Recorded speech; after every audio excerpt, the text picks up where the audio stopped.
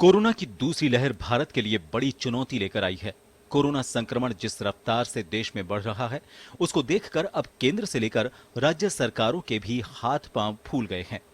इस बीच राहुल गांधी ने ट्वीट करते हुए केंद्र की मोदी सरकार पर एक बार फिर से निशाना साधा।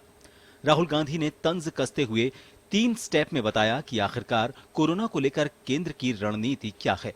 राहुल गांधी ने लिखा, केंद्र सरकार की कोविड रोकने की रणनीति है तुगलकी लॉकडाउन लगाओ, घंटी बजाओ और प्रभु के गुण गाओ। इससे पहले राहुल ने टीका उत्सव पर भी सवाल खड़े किए थे। इस बीच मुख्यमंत्री अशोक गहलोत ने बढ़ते कोरोना के लिए जनप्रतिनिधि और नेताओं को भी जिम्मेदार माना। साथ ही पीएम मोदी को राज्यों से विस्तार से चर्चा करने की मांग रखी। कोरोना की दस्तक के साथ ही देश में लॉकडाउन लगाया गया था ताकि संक्रमण का कम्युनिटी स्प्रेड न हो, लेकिन एक बार हालात फिर वही नजर आ रहे हैं। हर दिन 2 लाख का संक्रमितों का आंकड़ा लॉकडाउन की आहट दे रहा है। यहां तक कि अब संसाधनों की उपलब्धता को लेकर मॉनिटरिंग भी शुरू हो गई है। यूपी सरकार ने रविवार को 1 दिन के लॉकडाउन की घोषणा की, तो उधर कई अखाड़ों ने शाही स्नान से पहले ही कुंभ मेले के समापन का ऐलान कर दिया। हालात इतने भयावह हैं कि रात में भी मोक्षधाम शांत नहीं है। प्रवासी मजदूर एक बार फिर से पलायन को मजबूर हैं। लॉकडाउन की आहट ने लोगों को राशन स्टॉक करने तक को मजबूर कर दिया है। बेलगाम कोरोना को रोकने के लिए राजस्थान, दिल्ली सरकार ने वीकेंड कर्फ्यू की ओर कदम बढ़ा दिए हैं। पीएम नरेंद्र मोदी से लेकर अलग अलग राज्यों के मुख्यमंत्री लगातार नजर बनाए हुए हैं। दूसरी लहर में कोरोना का संक्रमण अब खतरा बढ़ा रहा है। पिछले साल की बात करें तब लोगों के जहन में कोरोना का डर था, लेकिन उस समय खतरा कम था। हालात सुधरे तो लोग लापरवाह हुए। ऐसे में कोरोना ने यू टर्न लिया, जिसकी शक्ल अब लोगों के दिलों में डर नहीं होने से ज्यादा खतरनाक हो गई है। वहीं कम्युनिटी स्प्रेड का डर भी सताने लगा है और इससे राजस्थान, दिल्ली सहित कई राज्यों में लॉकडाउन जैसे हालात पैदा हो गए हैं। ब्यूरो रिपोर्ट, जन टीवी, जयपुर। नमस्कार जन टीवी में स्वागत है आपका। मैं हूं योगेंद्र, आप देख रहे हैं खास खबर। खास खबर में हम बात करेंगे कोरोना के कहर की। सबसे पहले हम तमाम दर्शकों की ओर से भी रणजीत सिन्हा सीबीआई चीफ जो रहे हैं, उनका देहांत कोरोना की वजह से हो गया है और हम उनके सम्मान में कह सकते हैं कि ईश्वर उन्हें अपने चरणों में उचित स्थान दे। सबसे बड़ी बात यही है कि महज ये रणजीत सिन्हा साहब की बात नहीं है, हमें इससे सीखना होगा। कोरोना यही नहीं देखता कि सड़क पे काम करने वाला व्यक्ति है, कि किसी मुल्क का प्रधानमंत्री है, कि कोई ब्यूरोक्रेट है, कि सीबीआई ऑफिसर है या फिर कौन अधिकारी है। उसकी नजर में सब समान है। जो उसकी चपेट में आता है वो कोई भी कितना सहन कर पाता है, नहीं कर पाता है। लेकिन इस कहर की अगर हम बात करें तो अभी दायरा बढ़ता जा रहा है। नए स्ट्रेन के भी केसेस मिलते जा रहे हैं। जो ब्रिटेन में स्ट्रेन मिल रहे हैं वही भारत में मिला है, जिसकी वजह से और चिंताएं बढ़ गई हैं। पहले ये बात सही थी कि कोरोना जब 30 जनवरी 2020 में भारत में प्रकट हुआ, पहला केस जब केरला में मिला, तब हमारे पास में इससे लड़ने के लिए क्षमताएं बहुत कम थी। आज बहुत ज्यादा है, लेकिन ये मालूम नहीं था कि नए स्ट्रेन की वजह से हमें ऑक्सीजन की किल्लत से जूझना पड़ेगा। प्रधानमंत्री नरेंद्र मोदी को 12 राज्यों की स्थिति की समीक्षा करनी पड़ी है। आपात बैठक अधिकारियों के साथ उन्हें करनी पड़ी और उद्धव ठाकरे ने पत्र लिखा है कि ऑक्सीजन के लिए हमें पर्याप्त व्यवस्थाएं मुहैया कराई जाए। देश लॉकडाउन की ओर जा सकता है, लेकिन मुझे लगता है कि व्यवस्था फुटबॉल बन गई है।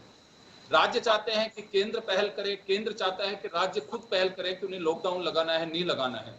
लॉकडाउन के साइड इफेक्ट आ रहे हैं, आप टीवी स्क्रीन पे देख सकते हैं। दिन भर से तमाम चैनल साइट्स जन टीवी पे आप देख सकते हैं कि किस तरह से रेलवे स्टेशन, बस स्टैंड, वहां पे लोग उमड़ रहे हैं। सिर्फ इस वजह से है कि ये वीकेंड कर्फ्यू है। हो सकता है कि 2-4 दिन बाद में लॉकडाउन लग जाए। हालात अगर नहीं सुधरे तो हम खाएंगे क्या यहाँ पे। और एक गहराई की बात और यहाँ पर शेयर करना चाहूंगा। कुछ लोगों से हमारी बात हुई है कि जयपुर सहित कई शहरों में भामाशाहों ने पहले बहुत मदद की, लोगों के लिए खाना, चप्पल, जो व्यवस्था कर सकते थे। लेकिन अब मुझे लगता नहीं कि वो दौर, भगवान नहीं करे अगर ऐसा होता है तो भी भामाशाह भी अब सामने आना बहुत मुश्किल होगा, क्योंकि हर व्यक्ति अब अपनी तरफ से कैसे जूझेगा, ये देखने वाली बात होगी। और इसी वजह से अब वो सहयोग प्रशासन को इतना मिल पाएगा नहीं मिल पाएगा, ये कहना भी बहुत मुश्किल होगा। लेकिन इसे भी चर्चा करना लाजमी होगा कि राहुल गांधी ने केंद्र सरकार के रवैये पर और कोरोना से लड़ने की रणनीति पर ट्वीट करते हुए कहा है कि देश की सरकार लॉकडाउन, तानाशाह और थाली बजाओ प्रभु के गुण गाओ रणनीति पर चल रही है। प्रधानमंत्री को पत्र लिखा है उद्धव ठाकरे ने ऑक्सीजन की कमी से जूझते हुए, और राजस्थान के मुख्यमंत्री अशोक गहलोत ने सोनिया गांधी के हाल ही में हुई बैठक का जिक्र करते हुए कि इस कोरोना की मार के लिए ये कड़वा सच है, इसे स्वीकार करना चाहिए कि राजनीतिक दलों की भी महत्वपूर्ण भूमिका है। बिहार से ये सिलसिला चल रहा था, इस चैन को तोड़ना बहुत जरूरी था, लेकिन सरकारों के लालच में इस तरह से राजनीतिक दल डूबे कि जनता के स्वास्थ्य की कोई परवाह नहीं रही। तो चलिए चर्चा में शुरू करूंगा। मेरे साथ इस वक्त वरिष्ठ पत्रकार श्याम सुंदर शर्मा साहब जुड़े हुए हैं, कांग्रेस के प्रवक्ता आरसी चौधरी साहब हमारे साथ हैं, भाजपा नेता सुरेश गर्ग जी हमारे साथ हैं। सभी का स्वागत है। श्याम जी, आपके पास आना चाहूंगा। अशोक गहलोत के ट्वीट की एक मुझे तारीफ करनी पड़ेगी कि बहुत दिनों से एक चौराहे की चर्चा रही है कि राजनीतिक दलों ने ऐसा कौन सा वैक्सीन लगवा लिया कि बिना मास्क के रैलियों में रोड शो कर रहे हैं, घूम रहे हैं, इन्हें कोरोना नहीं हो सकता। लेकिन गहलोत ने कहा है सोनिया गांधी का जिक्र करते हुए कि राजनीतिक दलों की भी महत्वपूर्ण भूमिका है इसमें, और हम लोग तमाम गाइडलाइनों को दरकिनार करते हुए जनता को जोखिम में डाल दिए हैं। उन्होंने 3 ट्वीट किए हैं यहाँ का जो जिसका जिक्र मैं कर रहा हूं। और राहुल गांधी ने तंज कसा है प्रधानमंत्री नरेंद्र मोदी पर सीधा। क्या लगता है आने वाले दिनों में ये तूफान मच सकता है कोरोना के साथ में कि राहुल गांधी ने ये कह दिया, राहुल गांधी को बोलने का कोई हक नहीं है, इस तरह की कुछ बातें होंगी, या फिर कोरोना से लड़ेंगे हम? देखिए योगेंद्र जी, जिस प्रकार से कोरोना के हालात बन रहे हैं वो गंभीर है निश्चित रूप से। और आज से जो लॉकडाउन हुआ है उसकी अनुपालना अब क्योंकि 6 बज गए हैं, शुरुआत हो गई है पूरे प्रदेश में, हमारे भी लॉकडाउन होने वीकडन।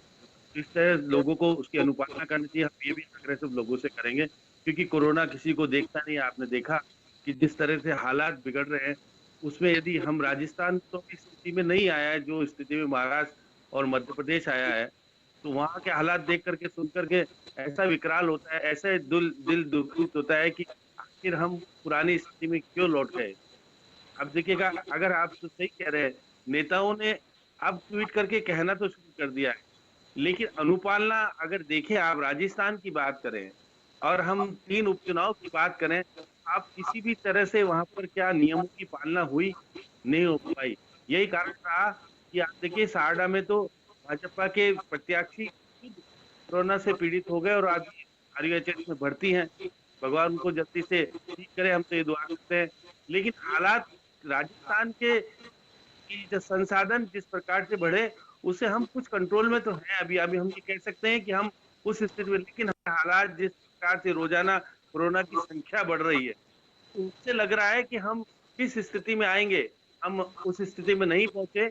इसलिए मुख्यमंत्री जी ने जो निर्णय किया है, निर्णय हो गया है, बाकी जगह तो लॉकडाउन की स्थिति आ गई है। लॉकडाउन करने के बाद हमारे हालात रेवेन्यू के खराब होते हैं, ये बात सही है, लेकिन लॉकडाउन में एक सवाल है श्याम जी, एक सवाल है मेरा यहाँ आपसे। मैं लगातार ये बात कह रहा हूँ और जो स्थितियां दिखाई देती हैं वो साफ दिखाई देती हैं कि लॉकडाउन, कर्फ्यू जैसे स्थितियां, पहले एक बात थी कि केंद्र जो दखल करेगा वो सब कुछ होगा, लेकिन अब राज्यों पे छोड़ दिया गया है क्योंकि लॉकडाउन के अपने खुद के कुछ साइड इफेक्ट भी हैं। लोग बेरोजगार होंगे, खाएंगे क्या, भामाशाहों की कमी रहेगी इस बार। कोई मुझे लगता नहीं कि इस तरह से बिल्कुल को लंगर लगाएगा, बहुत मुश्किल होगा क्योंकि अर्थव्यवस्था में कोई बहुत ज्यादा तब्दीली हुई नहीं है, बदलाव आया नहीं है, इस वजह से सब हाथ खींचने को तैयार है।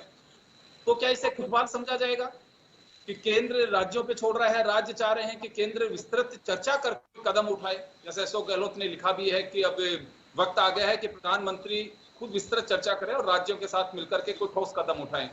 तो फुटबॉल कब तक बनी रहेगी? जनता की सेहत से जुड़ा इश्यू है। लॉकडाउन से अगर देश की बहाली होती है, कोरोना को अगर हम मात दे सकते हैं, तो इसमें पीछे क्यों हटा जा रहा है? देखिए योगेंद्र जी, जिस प्रकार से आपने हालात बन रहे हैं, क्योंकि अगर केंद्र सरकार लॉकडाउन घोषित करता है तो उसको मदद देनी पड़ेगी राज्यों को, इसलिए वो अपने आप को ये कहना चाहता है कि राज्य अपने, अब देखिए जो केंद्र और राज्य की हमारे यहाँ संविधान में जो बना रखा है, केंद्र सरकार केंद्रित तरीके से पूरे देश को संभालेगी। अब हालात जिस प्रकार के आपातकाल जैसे हो रहे हैं, हम इमरजेंसी मेडिकल इमरजेंसी की स्थिति बन गई है। तो ऐसी स्थिति में यदि प्रधानमंत्री जी ने जैसे 12 राज्यों के साथ समीक्षा की जहां हालात खराब है, लेकिन सारे राज्यों के साथ फिर से जिस प्रकार से पहले बैठक करते आए हैं उनको बैठक करना चाहिए। मैं इस प्रकार लौटूंगा से आपके पास ऑक्सीजन में, श्याम जी वापस आ रहा हूं मैं। आप मैं सुरेश गर्ग साहब के पास में जाना चाहूंगा। सुरेश जी, राहुल गांधी ने यह जिक्र करते हुए कि केंद्र सरकार के ढुलमुल रवैये और कोरोना के खिलाफ जो रणनीति सरकार को बनानी चाहिए थी वो नहीं बना पा रही है। सरकार केवल तानाशाही रवैया, थाली बजाना और प्रभु के गुण गाना, सिर्फ यही उसका एक मकसद रह गया है। कोरोना से लड़ने के लिए सरकार बिल्कुल फेल है। योगेंद्र जी, मेरा ये कहना है कि कोरोना पे राजनीति नहीं करनी चाहिए। आज देश के अंदर कोरोना के केसेस जिस तरह से बढ़ रहे हैं, उस तरह से कोरोना पे राजनीति, राहुल गांधी जी को तो देखो कांग्रेस वाले भी सीरियस नहीं लेते हैं, तो उनके ट्वीट का इतना कोई इम्पोर्टेंस ही नहीं है, क्योंकि उनकी जहाँ भी सरकार है तो उनकी सरकार भी राहुल गांधी को सीरियस में नहीं लेते। इसलिए राहुल गांधी की बात को तो इतना सीरियस नहीं लेना चाहिए। और मेरा यही मानना है कि कोरोना पे राजनीति नहीं करना चाहिए। कोरोना एक विश्व की बहुत भयंकर महामारी है। उस महामारी से निपटने के लिए सभी नेताओं को, सभी पार्टियों को एकजुट रहना चाहिए। और कैसे इस कोरोना का जो आज की तारीख में 2 लाख केसेस से ऊपर केसेस जा रहे हैं, तो उसको कैसे कम किया जाए, उसके लिए हर स्टेट के मुख्यमंत्री, हर जन नेता उसमें सहयोग करें और कम से कम इसको रिड्यूस करें। और जनता का भी एक सहयोग बहुत जरूरी है, क्योंकि आज जनता को खुद को भी समझना पड़ेगा कि भाई आज परिवार कोरोना संक्रमित हो रहे हैं। तो कोरोना सुरेश जी, एक सवाल है। सुरेश जी, एक सवाल है।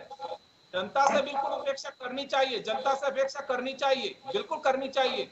अगर देश मुसीबत में हो तो जनता से अपेक्षा करनी चाहिए, वोट हो तो जनता से अपेक्षा करनी चाहिए, महंगाई की मार हो तो जनता से अपेक्षा करनी चाहिए। राजनीतिक दलों से जनता अपेक्षा नहीं कर सकती। उनकी सेहत की भी चिंता है। बिना मास्क के रोड से हो रहे हैं, कैंपेन किया जा रहा है। योगेंद्र जी, बिल्कुल सही बात है। राजनेताओं को भी ध्यान रखना चाहिए कि भाई आज रोड शो कर रहे हैं, रोड शो की फोटो मैंने अखबारों में भी देखी है कि बिना मास्क के अगर मान लो रोड शो कर रहे हैं तो गलत बात है। तो जनता आपको को नहीं लगता कि देश के प्रधानमंत्री और गृह मंत्री, देश के मंत्री, उनसे भी जनता सीखती है? इसके अंदर राजनीति बिल्कुल भी नहीं करनी चाहिए। राजनीति का ये मुद्दा नहीं है। आज लोगों की जान बचाना बहुत जरूरी है। लोग जिस रेशो से संक्रमित होते जा रहे हैं, उस हालात को सुधारना, उस हालात को कंट्रोल करना चाहिए। तो देश के प्रधानमंत्री इस हालात पे पूरी नजर रखे हुए हैं। वो हर राज्य के मिनिस्टर से, वहां के सेक्रेटरी से रेगुलर टच में है। देश के स्वास्थ्य मंत्री हर्षवर्धन जी पूरे राज्यों से कोऑर्डिनेट बनाए हुए हैं। आज महाराष्ट्र के अंदर ऑक्सीजन की कमी थी, वहां पे ऑक्सीजन की व्यवस्था कराई है। मध्य प्रदेश के अंदर ऑक्सीजन की कमी थी, वहां पे ऑक्सीजन की व्यवस्था कराई है। तो सेंट्रल जहां जहां जरूरत है वहां पर सेंट्रल पूरा ध्यान दे रही है और पूरा उसका कंट्रोल है। तो देखिए, ये तो एक बहुत बड़ी महामारी। चलिए, मैं आ रहा हूँ गर्ग साहब, वापस आ रहा हूँ आपके पास में। आरसी चौधरी जी का रुख करना चाहूंगा। आरसी चौधरी साहब, राहुल गांधी जी ने ट्वीट तो किया, चलिए ध्यान लाने की बात है। हमारे यहाँ पे अभिव्यक्ति की आजादी है और कोई अपनी बात कह सकता है, इसमें राहुल गांधी ने कोई गुनाह नहीं किया है। अभी सुरेश गर्ग साहब कह रहे थे कि जहां पे राज्यों में जिनमें सरकार है वहां तो फॉलो करती कांग्रेस कहने से पहले। योगेंद्र जी, अगर भारतीय जनता पार्टी के नेता, जो आपने जिस बात को लेकर जिक्र किया था कि 30 जनवरी 2020 को पहला कोरोना वायरस इस देश के अंदर जब डिटेक्ट किया गया था, उसके बाद में 12 फरवरी को राहुल गांधी जी ने इस भयावह स्थिति को लेकर उन्होंने लिखा था, ट्वीट भी किया था और तमाम पत्रकारों से भी बातें कही थी, लेकिन ट्रोल आर्मी और भारतीय जनता पार्टी के नेताओं द्वारा उपहास उड़ाया गया। उस पूरी दुर्दशा को हम सब ने देखा। राहुल गांधी जी ने आज जो ट्वीट किया, उस ट्वीट को लेकर उन्होंने कहा कि जिस प्रकार से 30 जनवरी को कोरोना का वायरस डिटेक्ट होता है, 24 मार्च को पूरे देश के अंदर लॉकडाउन होता है, लॉकडाउन से पहले राज्य की सरकारों से संवाद नहीं किया जाता है, आधी रात्रि को लॉकडाउन की घोषणा कर दी जाती है, लोग आहोपाव स्थिति में हो जाते हैं भगदड़ की तौर पे। और आपने वो भयावस्थी हम सब ने देखी।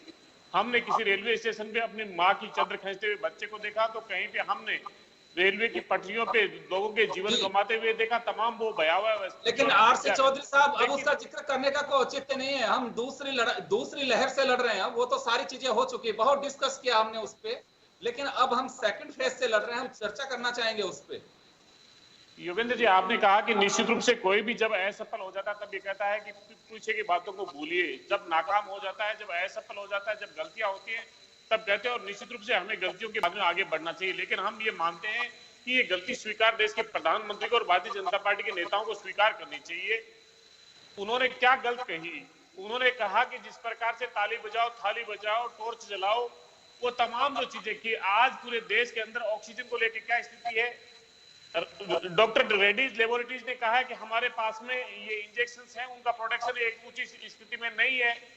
तमाम जो चीजें हैं आज सामने, आखिर एक साल बीत जाने के बाद में क्या हम नहीं समझ पाए? देश के प्रधानमंत्री को देश की जनता ढूंढ रही है, मोदी मोदी चिल्ला रही है और मोदी ओ दीदी चिल्ला रहे हैं। आप जानते हैं कि मोदी जी कहां इनको लेके तमाम गंभीर हैं। जब 8 अप्रैल को उन्होंने मुख्यमंत्रियों से सवाल किया था, तब मुख्यमंत्री जी अशोक गहलोत ने कहा था कि पूरे देश के अंदर देश के लिए एक एसओपी जारी होनी चाहिए, ताकि देश के अंदर एक लोग जितने भी जो हैं, आज महाराष्ट्र के अंदर हैं, चाहे मध्य प्रदेश के अंदर है, रेलवे स्टेशन पे कितनी बड़ी भीड़ लगी हुई है। हम रेलवे की व्यवस्था नहीं कर सकते? हमने रेलवे के बजट को खत्म कर दिया, रेलवे का निजीकरण कर दिया, लेकिन हम रेलवे की व्यवस्था नहीं कर रहे। इसके लिए देखिए, मैंने आपको व्यवस्था नहीं डाला, मिस्टर मैंने आपको व्यवस्था नहीं डाला, और आप बीच में लोग की बता रही है कि आपका नकारापन, निकम्मापन सामने आ रहा है। आप असफल हुए हैं, आप जनता के प्रति जवाबदेह नहीं रहे, आप जनता को गाय और गोबर के बीच छोड़ दिया। इसलिए आप तो बोलना बंद कर दीजिए। गर्ग साहब आ रहा हूं आपके पास, गर्ग साहब लौट रहा हूं आपके पास, गर्ग साहब आपके पास से लौटूंगा। लेकिन आरसी चौधरी साहब, मेरा सवाल ये है, सुरेश गर्ग जी ने एक सवाल खड़ा किया कि राहुल गांधी जी ने ट्वीट किया, चलिए वो उनकी अपनी सोच है, उनकी अभिव्यक्ति है, लेकिन इनका जो सवाल था कि राज्य, अगर कोई भी राज्य जिस आइडियोलॉजी का है वो अपने आप को एक साबित करे कि हम यहाँ बिल्कुल आइडियल स्टेट के रूप में तैयार होकर के कोरोना से निपट रहे हैं, वो अगर बता दें तो ज्यादा ठीक रहता है। गर्ग साहब का सवाल है ये कि राहुल गांधी ट्वीट कर रहे हैं, उससे पहले जिन राज्यों में कांग्रेस की गवर्नमेंट है वहां की स्थिति पे चर्चा करते हो। योगेंद्र जी, मैं आपके प्रश्न का जवाब दे रहा था, गर्ग साहब बीच में व्यवधान डाले, हम स्काइप पे जुड़े हुए हैं, वो व्यवधान डालने इसका मतलब ये दर्शा रहा है कि उन्होंने कहीं ना कहीं असफलता की है, उनके लिए गंभीरता नहीं थी। वो ये जिक्र करना चाहते हैं कि राज्यों के अंदर जहां उनकी सरकारें, वो तो नेता प्रतिपक्ष के तौर पे, विपक्षी पार्टी के नेता के तौर पे पूरे देश के प्रधानमंत्री को अवगत कराना चाहते हैं, और वो देश के सभी राज्यों की चिंता जाहिर करते हैं, ना कि सिर्फ उन सत्तारूढ़ दल के लिए जिस प्रकार से भारतीय जनता पार्टी के नेता अक्सर बातें करते हैं। मैं तो ये गुजारिश करना चाहता हूं कि पूरा जो वैक्सीनेशन है वो सेंट्रलाइज्ड है। जो वैक्सीन का जो प्रोडक्शन हो रहा है वो केंद्र अलग अलग राज्यों को आवंटित कर रहा है। आज राजस्थान है वो नंबर 1 पे रहा, जो वैक्सीन आपने सप्लाई की उसका सबसे ज्यादा सदुपयोग किया और उसको सबसे ज्यादा लोगों को वैक्सीन के डोज दिए। कोरोना की लड़ाई पे तमाम चीजें आपके हाथ में हैं, सेंट्रलाइज्ड हैं, और फिर आप ये कहते हैं कि राज्यों के अपने हालात पे होने चाहिए। निश्चित रूप से मुख्यमंत्री जी ने निर्णय लिए, मुख्यमंत्री ने जितने जो प्रवासी हमारे थे जो लॉकडाउन के दौरान फंसे थे, उन सबको हमारी कांग्रेस पार्टी के अध्यक्ष सचिन पायलट जी तात्कालिक और अशोक जी गहलोत ने मिलके और पूरी पार्टी ने एकजुट होकर जहां जहां पे जो लोग फंसे हुए थे और दूसरे राज्यों के लोग जो राजस्थान में फंसे हुए थे उनके लिए बसें, ट्रेनें, हमने सबकी व्यवस्था करवाई।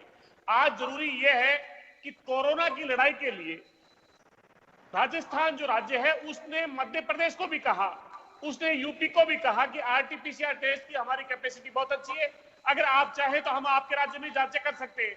आज हमने ना सिर्फ कोई ये इनके लिए हो सकता है कि ये सत्तारूढ़ राज्य भारतीय जनता पार्टी का या कांग्रेस है, कांग्रेस तो इस हिंदुस्तान की 130 करोड़ आबादी के लिए समर्पित है। हम उस मानवता की भावना रखते हैं, इस देश के हर नागरिक की सेवा में समर्पित होना चाहते हैं। इसलिए हम ये गुजारिश करना चाहते हैं, क्या 3 राज्य छोड़ के देश के बाकी शेष राज्यों के अंदर भारतीय जनता पार्टी संभाल पाई है? भारतीय जनता पार्टी तो बातें करती थी ना, कब्रिस्तान और शमशान की, मुख्यमंत्री योगी कहते थे कब्रिस्तान और शमशान की बातें अपने भाषणों में करते थे। आज उन शमशानों के बाहर लाशों के ढेर लगे हुए हैं, वो भयावह स्थिति है। आरसी चौधरी जी, मैं जवाब दिलवा रहा हूं आपको। सुरेश गर्ग साहब जवाब देने के लिए आतुर भी है, लेकिन यहाँ एक बात करना लाजमी होगा कि 24 घंटे में हम चर्चा कर रहे हैं उससे, यानी कि हम बात कर रहे हैं शुक्रवार शाम की। सुबह देश के जो आंकड़े होते हैं 24 घंटे पिछले आंकड़े जो हैं वो जारी करते हैं। 2,17,000 आंकड़े चौंकाने वाले आंकड़े हैं और कम नहीं हो रहे हैं, आंकड़े लगातार बढ़ते जा रहे हैं। जैसे मैंने रणजीत सिन्हा साहब का जिक्र किया, सीबीआई के पूर्व डायरेक्टर जिनका निधन हुआ, इसी तरह से हरसिमरत कौर, येदियुरप्पा जो कर्नाटक के मुख्यमंत्री है, दिग्विजय सिंह, सुरजेवाला, जिग्नेश मेवानी सहित ये वो लोग हैं जो 2,17,000 में काउंट हैं और ये आंकड़ा लगातार बढ़ता जा रहा है। हमारी तकलीफ यह है कि चाहे नेता हो चाहे आम जन हो, हर व्यक्ति की सेहत की चिंता जन टीवी, उसका परिवार, हमारे दर्शक, हमारे अतिथि जरूर करते हैं और यही एक बड़ी वजह है कि हम बहुत पहले से इस बात का जिक्र कर रहे हैं और आप लोग हमारे साथ समय समय पर जुड़ते रहे। श्याम सुंदर शर्मा साहब कई बार जुड़े। बंगाल के इलेक्शन को लेकर के हमें सरप्राइज होता था कि लाखों की भीड़ और हमारे नेता बिना मास्क के घूम रहे हैं, समझ से बाहर था सबके, बहुत तकलीफ होती थी ये दृश्य देख करके। और ये बात है कि स्वीकार करना चाहिए कि हम जिस स्थिति में आज पहुंच गए हैं, हमारी नेग्लिजेंसी हो, चाहे जनता के स्तर पे हो, चाहे एडमिनिस्ट्रेशन के स्तर पे हो, हमारी चाहे सरकारों के स्तर पे रहो, किसी न किसी स्तर पर हम इससे बच नहीं सकते हैं कि किसी की लापरवाही नहीं रही है। ये टूट करके कोई पहाड़ नहीं गिरा है जो प्राकृतिक आपदा जिसे कह करके और हम पीछे हट जाएं। निश्चित रूप से इसका दोष है, वो चाहे राहुल गांधी जिक्र करें, चाहे सोनिया गांधी करें या फिर प्रधानमंत्री राज्यों के साथ में करें, कहीं ना कहीं अभी भी हमें सबक सीखने की और सजग रहने की आवश्यकता है। मैं गर्ग साहब आपके पास आना चाहूंगा। बहुत बार हम लोगों ने जिक्र किया, लेकिन पता नहीं समझ से बाहर था कि इतनी भीड़ देखने के बाद जनता की सेहत की चिंता नहीं थी, ये वो चुनाव से ज्यादा जरूरी थे, ये समझ से थोड़ा बाहर है। ये सवाल उठता है कि यहाँ पे देखिए बिल्कुल सही बात है। जिस टाइम अगर पश्चिम बंगाल के लिए 5 स्टेटों के चुनाव की बात थी, उस टाइम से कोरोना की जो स्थिति थी और आज के कोरोना की स्थिति, उसमें बहुत रात दिन का अंतर है। जब चुनाव डिक्लेयर हो चुके हैं, आधे से ज्यादा चुनाव हो चुके हैं, 4 स्टेट में चुनाव हो चुके हैं, चुनाव आयोग मीटिंग कर रहा है कि भाई चुनाव को किस तरह से, अब 4 फेज तो चुनाव बाकी है। सर, चुनाव आयोग पे तरस आता है, चुनाव आयोग पे तरस आता है। एक ऐसा संवैधानिक पद है, मुझे कहना नहीं चाहिए लेकिन मैं कह सकता हूँ, चुनाव आयोग पर तरस आता है, बिल्कुल तरस आता है चुनाव आयोग पे। तो आंख मूंद के बैठे हुए है कि जो एक्शन नहीं ले सकता है कि नेताओं की रैलियों पर लगाम लगा सके।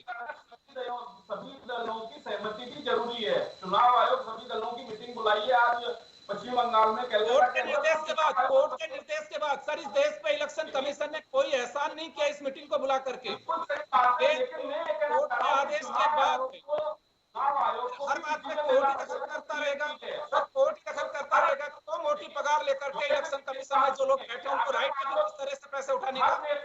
हर पार्टी ने चुनाव आयोग को कहा है कि हम कोविड के नियमों का पालन करेंगे। आज की जो मीटिंग हुई है उसके अंदर हर पार्टी के नेता ने कहा कि हम कोविड के नियमों को पालन करेंगे और उसी की गाइडलाइन से आगे के चुनाव को हम लोग संचालन करेंगे और उसी तरीके से सफाई करेंगे। तो आने वाले टाइम में ये चीज है। दूसरा मैं इनका कहना चाह रहा हूँ कि साहब वैक्सीनेशन कहाँ से आई है? देश ने ही तो वैक्सीनेशन दिए ना, केंद्र सरकार ने वैक्सीनेशन दिए है, तब जाके राजस्थान के अंदर, आज महाराष्ट्र के अंदर सबसे ज्यादा है, इसके बाद गुजरात है, 3rd नंबर पे राजस्थान आ रहा है। तो इन्हीं के नेताओं ने वैक्सीन के ऊपर बुराइयां की थी कि हम साहब वैक्सीन नहीं लगाएंगे। अब जाके ये कह रहे हैं कि साहब वैक्सीन की कमी है। किसी जमाने में किसी टाइम पर तो ये कह रहे थे कि साहब वैक्सीन नहीं लगाएंगे। इनके मल्लिकार्जुन जी जो इसके केंद्र के बड़े नेता हैं, उन्होंने खुद ने मना किया कि साहब मैं वैक्सीन नहीं लगवाऊंगा। तो वैक्सीन के ऊपर ये खुद राजनीति कर रहे हैं। कभी कौन नेता क्या चीज कहता है, कभी कौन नेता क्या भरोसा करना चाहिए। सर हम अप्रिशिएट करते हैं कि वैक्सीनेशन का काम, हमारे साइंटिस्ट को सैल्यूट करते हैं कि समय से पहले जितनी वैक्सीन तैयार की, को टाइम से बनाया और सबको पहुंचाई है। और कहीं पे वैक्सीन की कहीं पे कोई कमी नहीं है। पूरी वापस आ रहा हूँ आपके पास। चौधरी जी आपके पास में लौटूंगा। मैं श्याम जी के पास जाना चाहूंगा एक बार श्याम जी के पास जाना चाहूंगा। गर्ग साहब एक बार श्याम जी के पास जाना चाहूंगा। श्याम जी एक सवाल है मेरा यहाँ पे। अभी गर्ग साहब कह रहे थे कि इलेक्शन कमीशन ने मीटिंग बुलाई है और सभी राजनीतिक दलों से आश्वस्त होना चाहे है कि हम ये, लेकिन एक बड़ा सवाल है यहाँ पे। इलेक्शन कमीशन ने एक बहुत बड़ा एहसान किया इस देश पर। मीटिंग बुला करके 16 अप्रैल को बैठक करेंगे, 5वें चरण के एक दिन पहले। इलेक्शन कमीशन को खुद को नहीं सोचना चाहिए कि अदालत के डंडे से सारा सिस्टम चलेगा? फिर चुने हुए जनप्रतिनिधि, संवैधानिक पदों पर बैठे हुए लोग, उन्हें कहने का कोई हक है? फिर देखिए योगेंद्र जी, जिस प्रकार के हालात बन रहे हैं, इनको पता था कि हालात बनेंगे। उसके बाद इलेक्शन कमीशन तो मैं जिस प्रकार से आरोप प्रत्यारोप अब लग रहे हैं, उससे स्पष्ट होता है कि क्या स्थिति बन रही है। सवाल उठाने का सवाल उठ रहा है। तो इलेक्शन कमीशन जो कार्रवाई करनी चाहिए समय रहते नहीं की।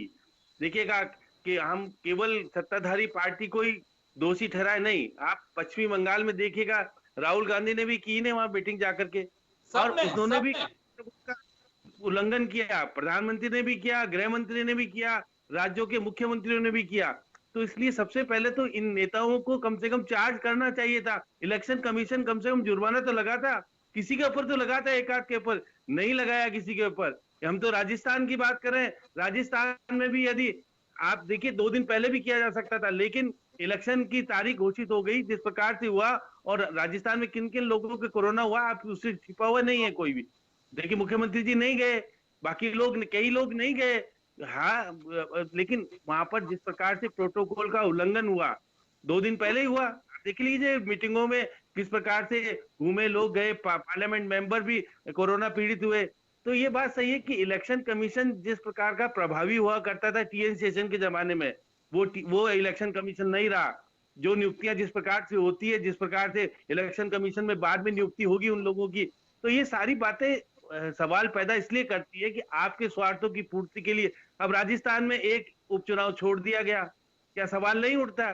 4 उपचुनाव होने, 3 हो रहे हैं, अब एक फिर होगा, 25 दिन फिर हमारे कोरोना के अंदर फिर हम होंगे पीड़ित। तो ये क्या मजाक है? इस मजाक को कम से कम समझने की जरूरत है। इलेक्शन कमीशन को ईमानदारी रखने की जरूरत है। इस देश में जिस प्रकार से महामारी ने अपना फैलाव किया है और राज्यों की स्थिति आउट ऑफ कंट्रोल हो गई है। देखिए कि मैं मध्य प्रदेश के मुख्यमंत्री जी को सुन रहा था, तो मैंने संपर्क किया हुआ है, केंद्र से संपर्क करने, अब आप स्थिति बिगाड़ने के लिए तो आप खुद दोषी, और केंद्र से संपर्क किया है। केंद्र सरकार को भी निश्चित रूप से जिस प्रकार से प्रधानमंत्री और गृह मंत्री और बाकी के लोग बंगाल को जीतने में, आसाम को जीतने में, बाकी उड़ीसा वगैरह को जीतने में व्यस्त थे, और जो कुछ किया उससे लगता नहीं था कोरोना को लेकर के कोई गंभीर होगा। इसलिए श्याम जी मैं लौटूंगा, मैं आरसी चौधरी जी के पास जाना चाहूंगा एक बार।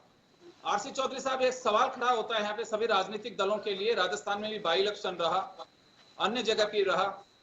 कांग्रेस ये कहती है कि हमेशा रूलिंग पार्टी होती है उसको बड़प्पन दिखाना चाहिए क्योंकि मैनेजमेंट उसको करना है, हम लोग सहयोग करते हैं, सहयोगी की भूमिका में होते हैं।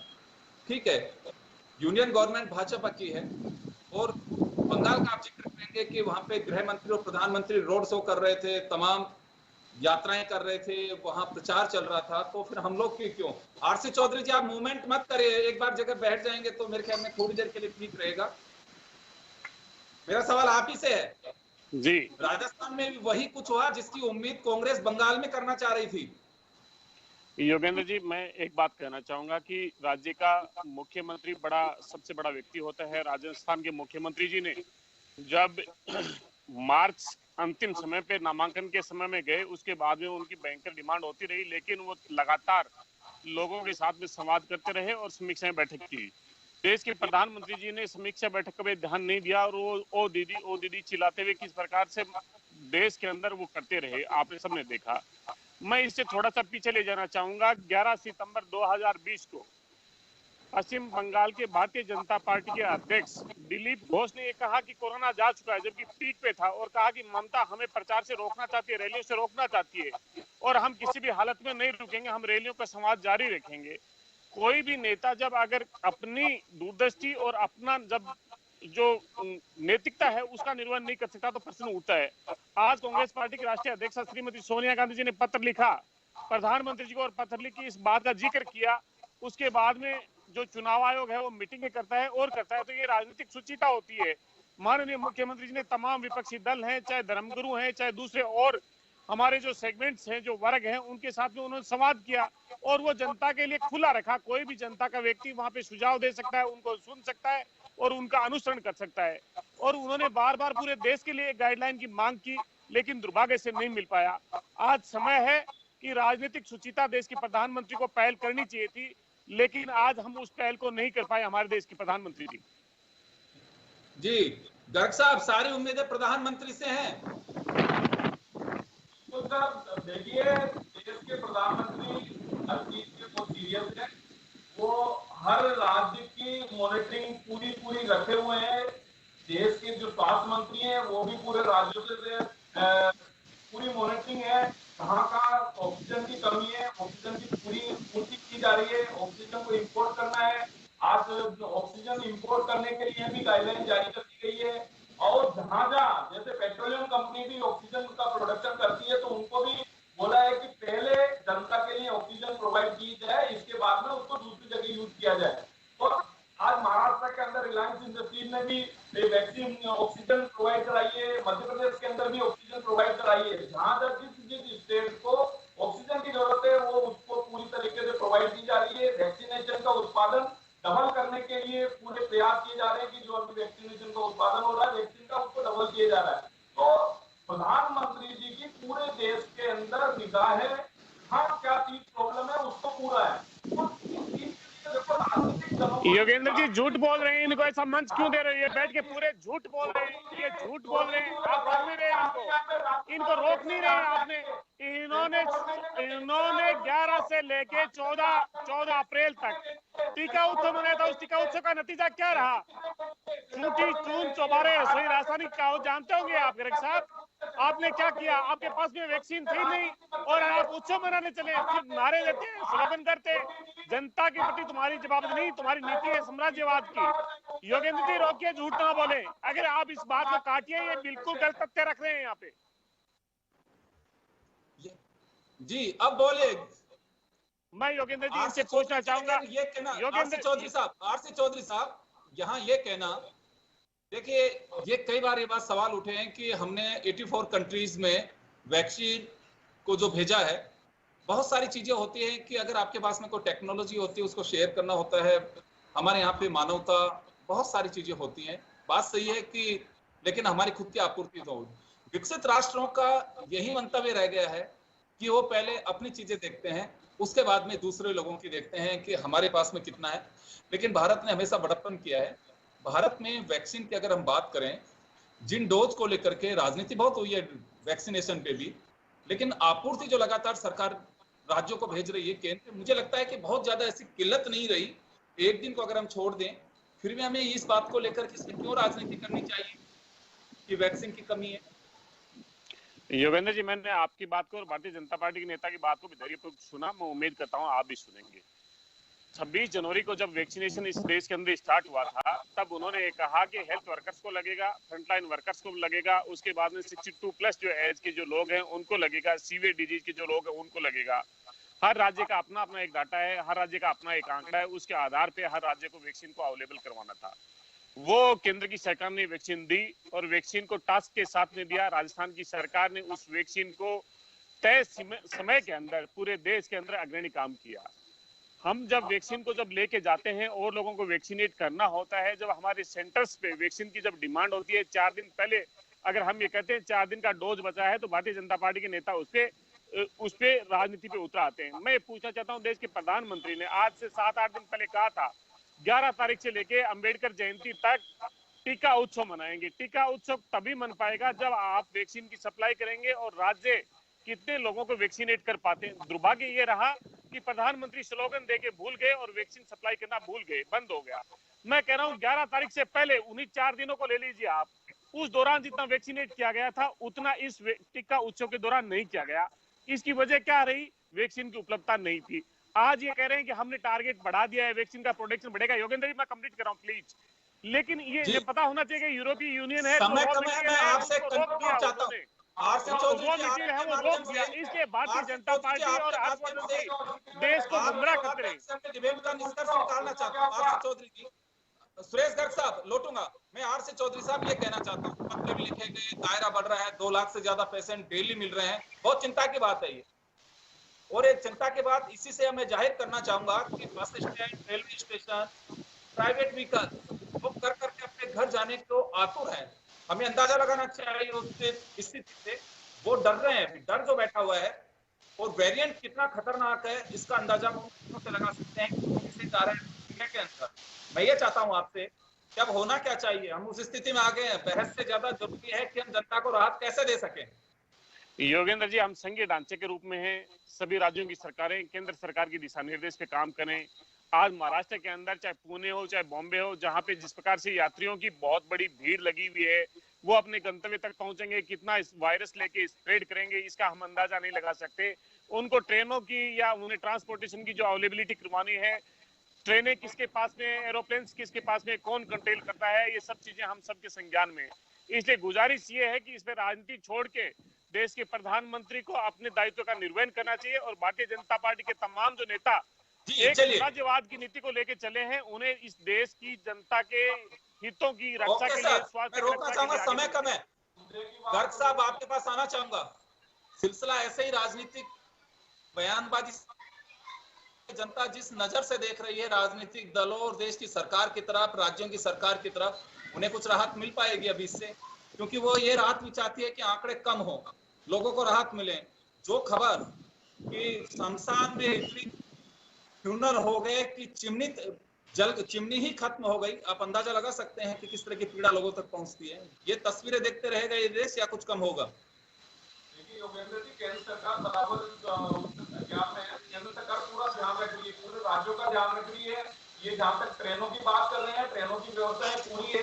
देखिए आप देखिए झूठ बोलने सिर्फ झूठ बोलने, ये इनकी भारतीय जनता पार्टी का ट्वीट बचा है।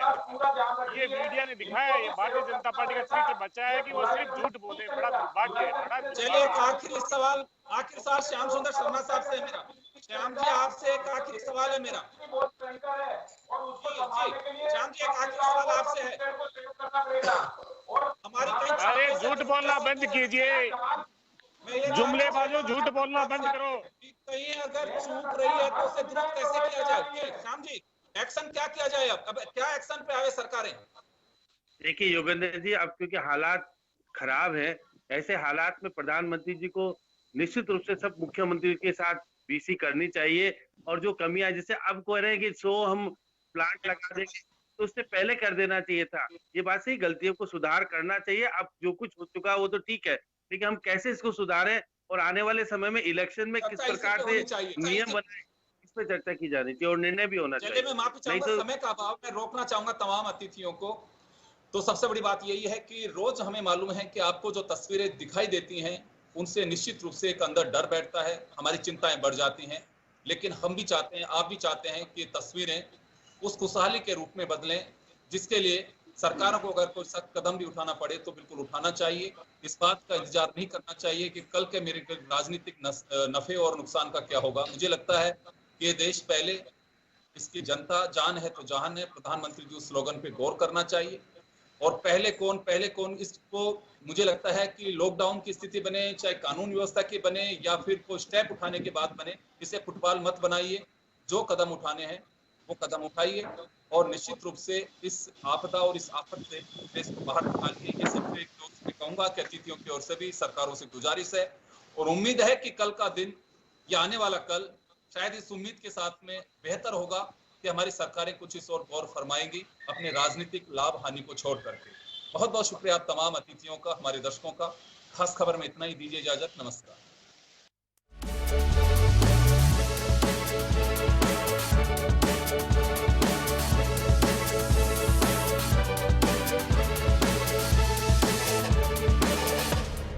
जन टीवी की लेटेस्ट अपडेट पाने के लिए हमारे चैनल को जरूर सब्सक्राइब करें और नोटिफिकेशन पाने के लिए बेल आइकॉन दबाएं।